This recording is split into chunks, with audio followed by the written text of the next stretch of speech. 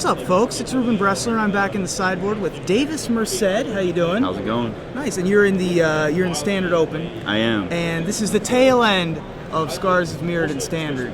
And you sort of decided, you know, at the end here, let's give a last hurrah for Tempered Steel. And so you've got Tempered Steel here. Tell us a little bit about why you chose the deck. Well, I think it's pretty well positioned right now. Not a lot of people are expecting it. It's got a pretty good matchup against Pod. Pod just kind of sits there and dirtles around until like turn 4 or 5, and then you're just slamming dudes and smashing in. And then Delver's pretty even, I'd say. Like, the gut shots hurt a lot, but if you can deal with their turn 1 Delver, you pretty much got the game set. So. Yeah, and you can actually, this is actually a deck that can keep up with zombies. Yeah, definitely. Nice. Zombies not doing anything until like turn 4 because none of the dudes are blocking until turn 4. Exactly. So. And you've got Dispatch for their messengers, and for Dispatch the Grave is Callers. great. Seems good. You've got a lot of fake creatures in the deck. You have a lot of real creatures also, like Mem Knights, Vault Scourge, Et Champion, as we all know. But you've also got Glinthawk Idol and Origin Spellbomb. Now, Origin Spellbomb is one that I don't think I remember too much from the original Tempered Steel list. I could be mistaken. I think it was there. I wasn't playing the deck a lot then at that time, but it's really good. Mainly because it just it counts for your Metalcraft. Sure. And sometimes you don't have a dude to play the turn your Glinthawks on, so you can just pop it, get a dude in, and then draw a card. Excellent. Which is fine. Now we do have a couple additions from Innistrad. Oh yeah, some good additions too. Some good additions. We'll start with the Slayer's Strongholds down there in the front with the lands. Slayer is awesome. It pushes that extra damage through with Vault Scourge is great. The lifelink is insane. But it's really good with the Inkmoth Nexus.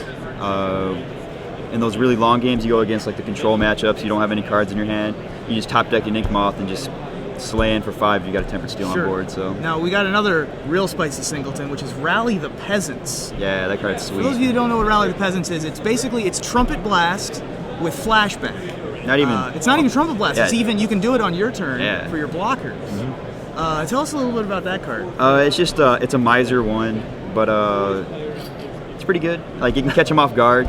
Like, like sometimes against Pod, like I played against a Pod opponent and just like 10'd him in one turn, which was sweet. Usually comes out, but it's just good for a surprise factor. So. And you're only allowed to play 4 Tempered Steel. Yeah. You got to have something else to be the sort of 5th over the top card there. For sure. So we get the main deck. Let's move to the sideboard. We got some real interesting ones in the sideboard. I think Hero of Bladehold was a card that was in main decks of Tempered Steel for a while. Those come in against like ramp strategies and control strategies, but they're not really there anymore. Oh, okay. It's there just maybe as a good catch-all. Sure. But I opted to cut those for the better white card. Right, and that was the one I was going to next. Delver has been adopting Knight of Glory as sort of an answer to zombies, and it's very obviously very good. It seems even better in this deck because you have a turn 1 attacker, so you can sometimes get in for 3 damage before it sits back on defense duty. Yeah, it's even sweet. Like sometimes, like I had to play against Mono Black last round, so it was just a great card with it, and I went turn 1. What's that card called? Signal Pest, and then just followed up with turn 2 Knight of Glory, and just smash for 1 with the Signal Pest at least. So. And you've got Spell Skites presumably for the Infect matchup. Oh yeah, like Infect's pretty rough too. So. And you've got one of Shrine of Loyal Legions in the sideboard, none in the main deck. Now, I think that this was like one of the real cards of Tempered Steel back when it was really popular. And you've relegated it to 1 slot in the sideboard. Yeah, it's really slow. I don't like it in the main board at all. Like I had it in the main board at one point, didn't like it. Moved it to the sideboard. Just bring it in against the decks that have sweepers, like Mutilates, Day of Judgments, Slag Storms, stuff like that. And I noticed that this is the one aggro deck that actually gets to run Whip Flare, which is awesome. Yeah, it's sweet. I got the one in the main board. It just seemed good. Yep, especially against like Wolf Run.